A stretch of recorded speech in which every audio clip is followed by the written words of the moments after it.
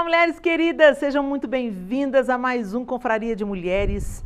Essa semana eu estou trazendo uma mulher para nos ensinar, uma mulher extraordinária. Aliás, todas as mulheres da Bíblia, né, gente? A gente tem aprendido tanto com elas. É por isso que se chama Confraria de Mulheres. A confraria, essa palavra confraria, significa a reunião de pessoas com os mesmos pensamentos e sentimentos, irmandade. E é tão lindo quando a gente olha para essas mulheres da Bíblia que nos inspiram tanto, como nós somos parecidas, como nós somos feitas do mesmo material, propensas também às mesmas quedas, e elas estão aqui para nos ensinar, nos inspirar, nos encorajar, ensinar o que a gente deve fazer, ensinar o que a gente não deve fazer. Então, bora lá. E hoje eu trago para vocês Axa. Axa, filha de Caleb. Bom, a história de Axa é narrada em Juízes. E o livro de Juízes é um livro também que narra um tempo de declínio de Israel. A gente vê que o povo se desviava, o povo de Israel se desviava pela idolatria, eles já estavam ali, já tinham entrado em Canaã, e cada um ali, cada tribo estava conquistando o seu território através de batalhas. O Senhor tinha entregado a eles a terra, a promessa de que daria a eles a terra, e eles estavam ali lutando as batalhas para tomarem posse daquilo que o Senhor havia dito. Caleb, muitos anos antes, né, o pai de Axa, Caleb, foi um daqueles espias que voltou e deu um relatório positivo para Moisés, né? A terra mana leite e mel, a terra é maravilhosa. E Josué e Caleb foram aqueles dois que deram o relatório positivo. O Senhor vai nos entregar, eia, vamos ocupar a terra. E os outros 10 deram outro relatório. E isso resultou em 40 anos no deserto para aquele povo, aquela geração morresse no deserto. E daquela geração, só Josué e Caleb entraram. E Caleb, pai de Axa, e ele está ali na terra, a terra está sendo conquistada, e Caleb, que era da tribo de Judá, estava lutando para conquistar o território de Judá ao sul, né? O território que era designado para Judá era ao sul de Israel, e ele estava ali lutando. E Caleb, então, prometeu dar a filha em casamento para aquele homem que ajudasse a ele na conquista desse território, né? E é tão interessante, por que o pai escolhia o marido para a filha, né? Ele procurava um homem arrojado, corajoso, um homem valente, um homem de confiança em Deus, né?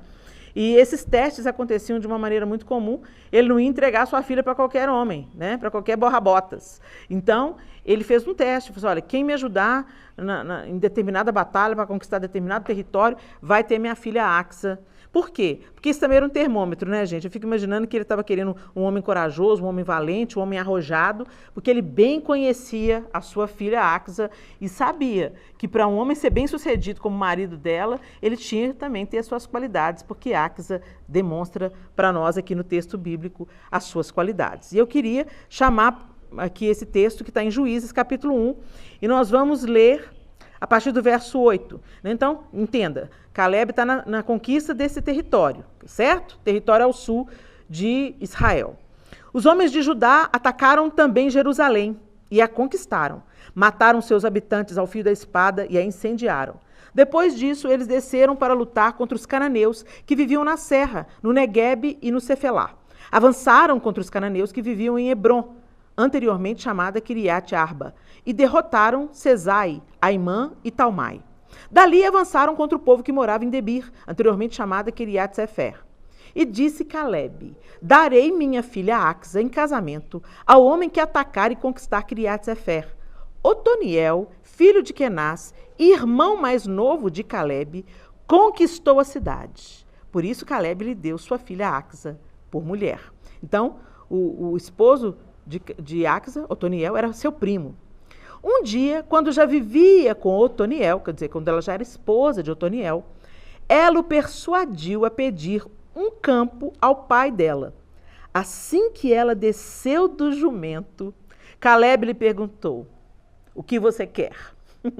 Ela respondeu, dê-me um presente. Já que o Senhor me deu terras no Neguebe, dê-me também fontes de água. E Caleb lhe deu as fontes superiores e as fontes inferiores. Os descendentes do sogro de Moisés, o queneu, saíram da cidade das palmeiras com os homens de Judá e passaram a viver no meio do povo do deserto de Judá, no Neguebe, perto de Arade. Muito bem. O que eu quero chamar a atenção de vocês aqui é essa personalidade de Axa, né? Porque o seu pai conseguiu para ela um marido à altura. Um marido que era forte, que era valente, que era um conquistador, porque sabia que se fosse um homem mais ou menos, ia tombar diante do poder dessa mulher. Ele conhecia a filha que tinha. Tanto conhecia que quando ela se aproxima e desce do jumento, antes dela falar qualquer palavra, Caleb pergunta: o que você quer? Eu fico imaginando o jeito de Axa chegar ao pai, o olhar dela. Ele já sabia que ele ia perder alguma coisa. Ai, meu Deus, que é que... lá vem minha filha que captura o meu coração, minha filha que é uma mulher decidida, que sabe muito bem o que quer. Lá vem Axa. E ela fala para o pai: me dê, já que o senhor me deu terras, me dê também fontes. Gente, por que fonte era importante? Porque aquele território é um território árido. Quem já foi a Israel confere isso. Até hoje é um território pedregoso, muita rocha, né? É um território difícil. Então, onde tem água é muito valorizado. Ela não apenas se contentou com ter um campo, com ter um território, com ter terra. Ela precisava de água.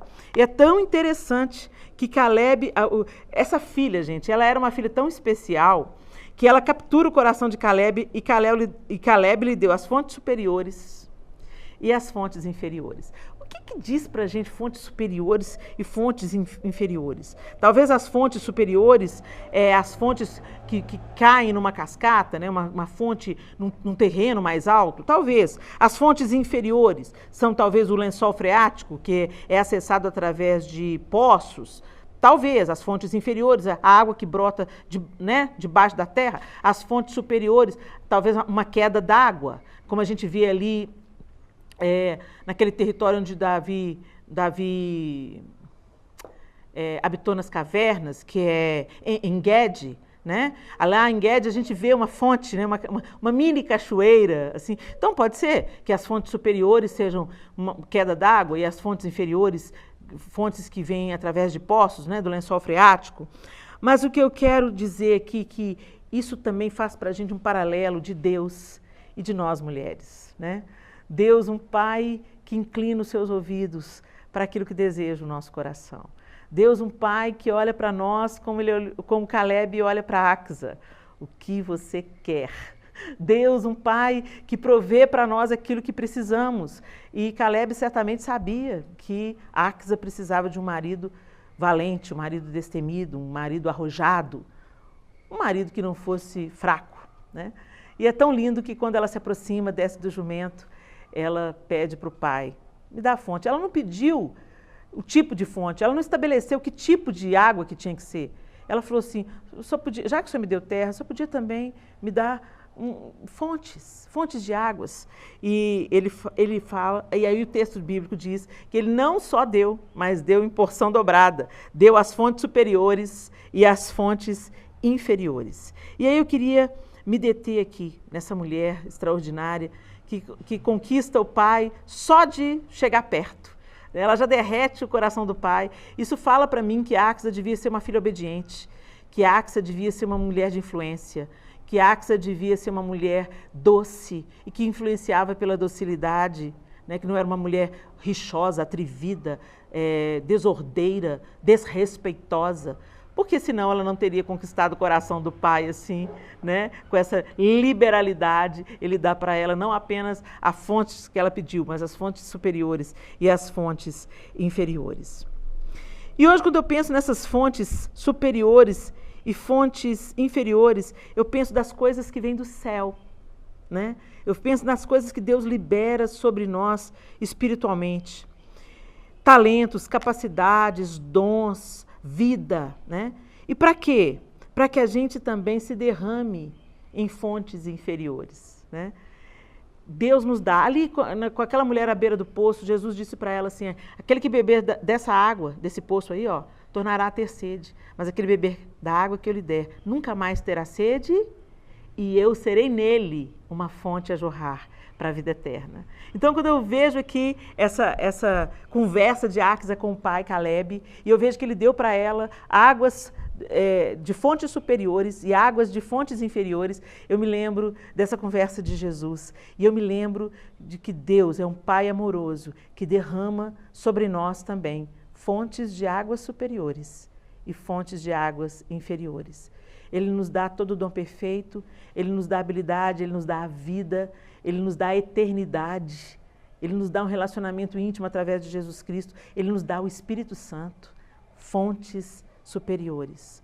E isso tudo nos habilita para que a gente se derrame em fontes inferiores, em fontes que se revelam aqui nessa nossa humanidade, nessa jornada terrena, nos nossos dons, nos nossos talentos, que servem para quê? Para tirar a sede de outras pessoas. Deus derramou suas águas sobre nós, não apenas para que a gente pudesse retê-las, não apenas para que a gente pudesse desfrutar delas, mas para que a gente também pudesse compartilhar, jorrando sua vida por onde nós passarmos.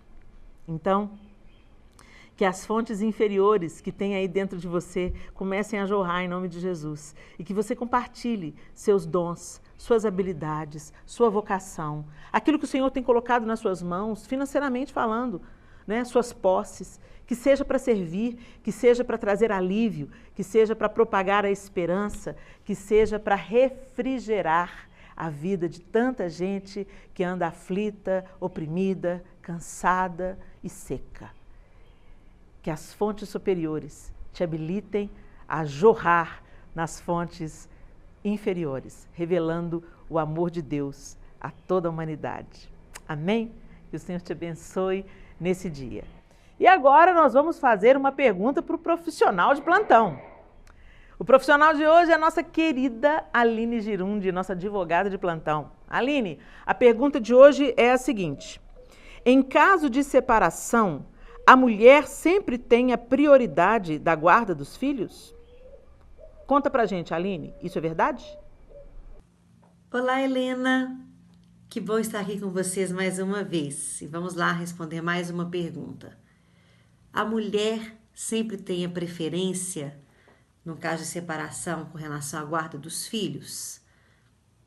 Não, não tem, viu? A mulher não tem preferência nenhuma em relação ao pai pela guarda dos filhos, viu? O artigo 5º da nossa Constituição diz que todos somos iguais perante a lei e nos fornece a igualdade de gênero. Então, homem e mulher têm os mesmos direitos e obrigações, viu? Quando nós estamos falando de guarda de criança, uma série de coisas é levada em consideração, né? O que é principal é o bem-estar do melhor, mas a condição financeira também conta, viu?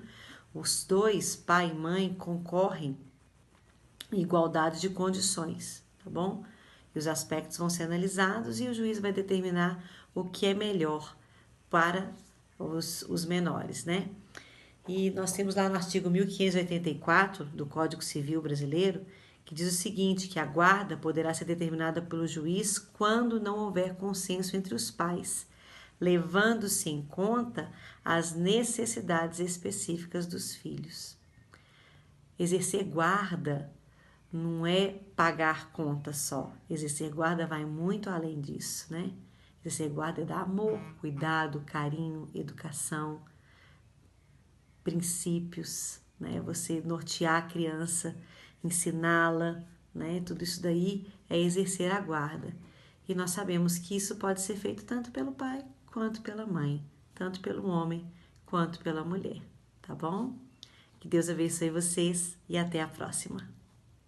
Muito obrigada, Aline, por esclarecer as nossas dúvidas. Você é maravilhosa, minha linda. Que você continue fluindo aí nas suas fontes inferiores, né? Nos instruindo e derramando do dom que Deus colocou sobre você. Um beijo para você, minha linda. Agora nós vamos chamar aquela nossa dica. Aquela dica de mulher para mulher, dica de livro, boa literatura e coisas que tornam a vida mais bonita, mais cheirosa, mais leve. Vamos conferir o que tem para hoje? Olá, lindezas! Que bom ter vocês aqui nesse nosso momento mais íntimo, onde eu compartilho com vocês minhas dicas de leitura e também uma dica prática para o seu dia a dia. Vamos lá para o livro de hoje? O livro de hoje é um livro inspirador para esses dias difíceis e desafiadores que nós estamos vivendo. É do meu querido Max Lucado, que eu amo, Derrubando Golias, da Thomas Nelson Brasil, Derrubando Golias. Você já conhece a história de Davi e Golias, não conhece? Pois é. Derrubando Golias, descubra como superar os maiores obstáculos da sua vida. Esse é o subtítulo desse livro da Thomas Nelson, do Max Lucado pela Thomas Nelson. Vamos ler a contracapa? Pois é. Todos nós temos um gigante que assombra a nossa vida. Todos nós temos. Mas se Davi derrubou Golias, você também pode derrotar seu gigante, por maior que ele seja. Todos já ouvimos a história de Davi e Golias, quando o pequeno jovem hebreu venceu o gigante filisteu no campo de batalha. Apesar de distante no tempo e no espaço, esse relato bíblico tem muito a nos ensinar. Afinal, todos nós temos um Golias em nossas vidas e o conhecemos muito bem. Seu jeito de ser, sua voz, seu andar, ele nos provoca com contas que não podemos pagar, pessoas que não conseguimos agradar, hábitos que nunca deixamos, fracassos que não esquecemos e um futuro que evitamos. Mas assim como Davi, você também pode derrubar seu gigante. Para aqueles que já experimentaram a presença de um Golias, Davi deixa a seguinte mensagem: concentre-se nos gigantes e você tropeçará. Concentre-se em Deus e seus gigantes tropeçarão. Gente, esse livro, o Max Lucado é um cara que sabe muito bem colocar de uma maneira poética tantas circunstâncias, mas esse livro é uma inspiração e faz realmente a gente enxergar os nossos problemas com uma outra perspectiva, uma perspectiva do alto. Então, tá aqui a minha dica de livro de hoje, Derrubando Golias, e você pode adquirir pela Thomas Nelson Brasil. Procura aí na sua internet ou na livraria, na melhor livraria perto de você, tá bom? Fica a nossa dica aqui de livro de hoje. Agora eu tenho uma dica para vocês que é uma dica prática para dona de casa e que também é uma dica de saúde. Você coloca o seu feijão de molho antes de cozinhar? Pois é, gente. Esse hábito que as nossas avós tinham e a gente perdeu por causa da praticidade do dia a dia. Você lembra? Na época da sua avó a gente tinha que escolher o feijão, né? Vinha pedra no meio de feijão, vinha feijão de outras cores, né? De outras safras. Tinha tanta coisa misturada, você tinha que escolher o feijão, catar o feijão, né? Hoje as coisas foram tão facilitadas, mas essa continua sendo uma prática que faz muito bem para a saúde. Por que, Helena, faz bem para a saúde colocar o feijão de molho? Não é só para ele cozinhar mais rápido, que as nossas avós faziam isso? Não. Os grãos do feijão, eles têm muito fitato, que é um oligosacarídeo que provoca muitos gases e desconforto na digestão de muitas pessoas. Então, quando você coloca o feijão de molho, você não está apenas facilitando e diminuindo o tempo de cozimento. Quando ele fica de molho, isso é uma coisa evidente, que quem tem o hábito já constata logo. Quando você coloca o feijão algumas horas de molho, ele cozinha muito mais rápido e a gente ganha tempo na hora de preparar a nossa comida ou de cozinhar muito feijão para a gente congelar, né? Então tem essa facilidade. Só que além disso, ele traz um benefício para a saúde por causa dessas substâncias que existem no grão do feijão. E quando você deixa de molho, eu vou mostrar para vocês, eu coloco o meu feijão de molho, olha, fica por cima, assim, ó, na superfície fica uma espécie de uma espuminha. Verifica para você ver, eu quero te mostrar como que fica o meu feijão quando eu coloco de molho. Muito bem, pessoal, não sei se vocês conseguem perceber a superfície da água. Fica uma espécie de espuma, floquinhos, tá vendo esses floquinhos brancos? Isso é o resultado depois de 12 horas de molho, eu deixei de um dia para o outro. Agora eu vou escorrer essa água, vou desprezar essa água, vou lavar o feijão. Vou colocar algumas folhas de louro para potencializar o tempero. Eu gosto de fazer isso antes de refogar o feijão, para eu cozinhar, então, esse feijão livre de qualquer substância que pode gerar gases. Percebem como fica essa substância assim na superfície da água? Então, o ideal é que você escorra a água mais de uma vez até no processo, durante o processo. Então, ficou de molho algumas horas, você vai lá, escorre aquela água, põe mais a água limpa. Umas 2 vezes você faz e já é o suficiente.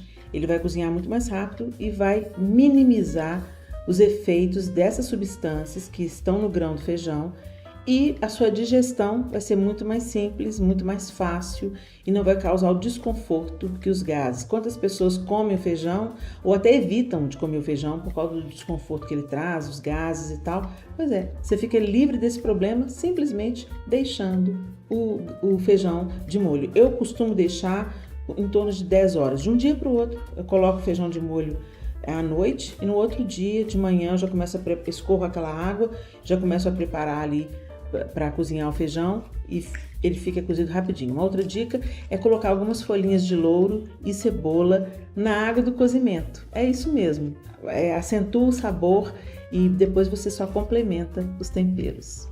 Fica aqui a nossa dica de hoje e eu espero que tenha sido útil para você.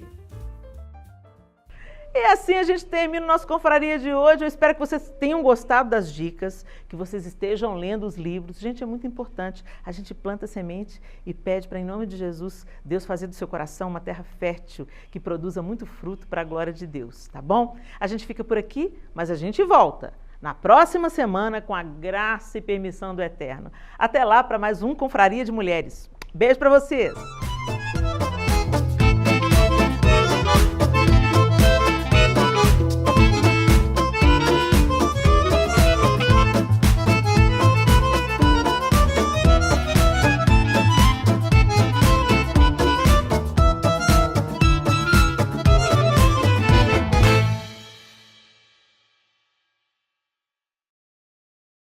Gente, o feijão, ele tem uma substância que é um óleo...